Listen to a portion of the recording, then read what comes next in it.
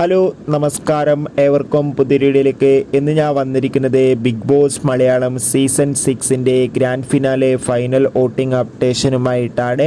വീഡിയോയിലേക്ക് മുൻപ് video like ചെയ്യുക, ചാനൽ സബ്സ്ക്രൈബ് ചെയ്യുക. ഈ വരുന്ന ജൂൺ ജൂലൈ മാസം ധാരാളം ചിത്രങ്ങൾ OTT റിലീസ് ചെയ്യുകയാണ്. നമ്മുടെ ചാനൽ പരിശോധിച്ചാൽ നിങ്ങൾക്ക് കാണാം.